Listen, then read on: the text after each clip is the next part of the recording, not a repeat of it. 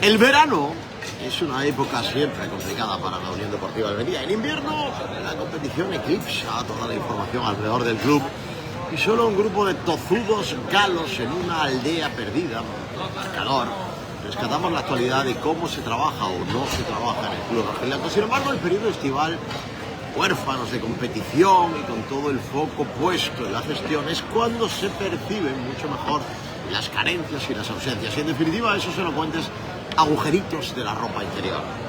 Es entonces cuando nuestra querida Uda utiliza los recursos que tiene a su alcance para maquillar, disimular y desviar la atención sobre algunas situaciones que son realmente escandalosas.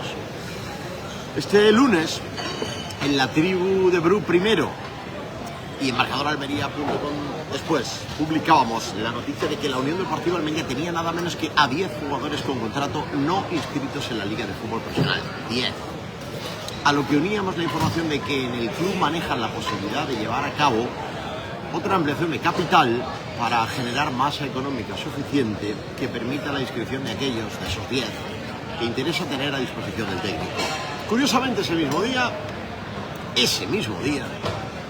Diario Marca publicaba una información de Antonio Martínez que aparecía en la página principal con el título de El milagro de la Almería con sus traspasos millonarios, faltando el violín, o el arpa. Pero que dentro figuraba con el título de La fábrica de millones de la Almería. Así ha firmado los grandes traspasos en su historia. Para añadir un subtítulo que rezaba: Lopi es la última gran venta de la Almería, que ha hecho del mercado una de sus mayores fortalezas, y arriba podría ser el siguiente.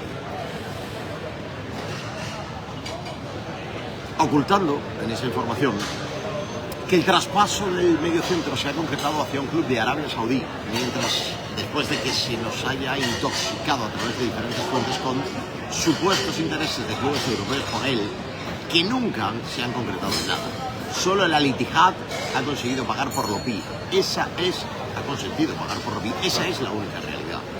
El artículo es una colección de elogios de la política de traspasos de la Unión Deportiva Almería de tal calibre que podría perfectamente estar firmado por el propio gabinete de comunicación del club.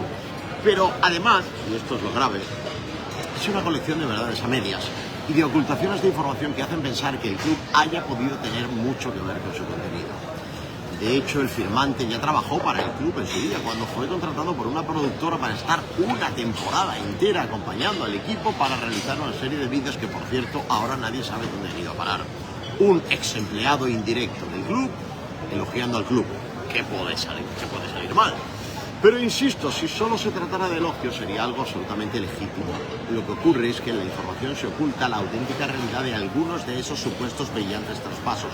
Por ejemplo, se habla del de Sadik a la Real Sociedad, ocultando que el club quiso traspasar al delantero desde el mismo momento en el que a principios de año fue detenido por una presunta agresión de género, pero que no pudo hacerlo hasta el último día de mercado, en verano, tras múltiples intentos. Ese traspaso se concretó a la Real Sociedad, pero justo después de que ésta hubiera recibido una cantidad absolutamente fuera de mercado por Alexander Isak, 70 millones de euros por un delantero de la zona media de la Liga Española. ¿De dónde venía ese dinero? De Arabia Saudita. ¿A que no adivinan quién era el dueño del club de destino? El Newcastle. Pues nada menos que Mohammed bin Salman, príncipe heredero de Arabia Saudita, íntimo amigo del entonces presidente rojiblanco, Turki Al-Sheikh. No se me negará que la triangulación entre Newcastle, Real Sociedad y UDA es cuando menos curiosa, amén de la historia de la situación de Sadik en el club rojiblanco.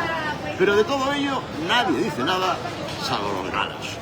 También cita el referido artículo el traspaso por 28 millones de euros al Atalanta del Bilal TV. También digo 28 millones de euros porque es la cifra que el club rojiblanco ofreció y que repitieron todos los medios amigos sin dudarlo, a pesar de que se trataba de un futbolista que había metido 7 goles en la temporada anterior, en la que estuvo en gran parte lesionado y por el que ningún otro equipo se interesó. Nosotros ese verano tratamos de hacer algo que habitualmente es sencillo y cotidiano: verificar la cifra que con el club de destino.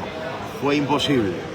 El Atalanta jamás reconoció ni pública ni privadamente esa cantidad ni ninguna. Desde entonces el Bilal ha encadenado cesiones en clubes como Stuttgart, Besiktas y Parma Calcio, anotando 3 goles con el Atalanta y otros tantos con el Stuttgart.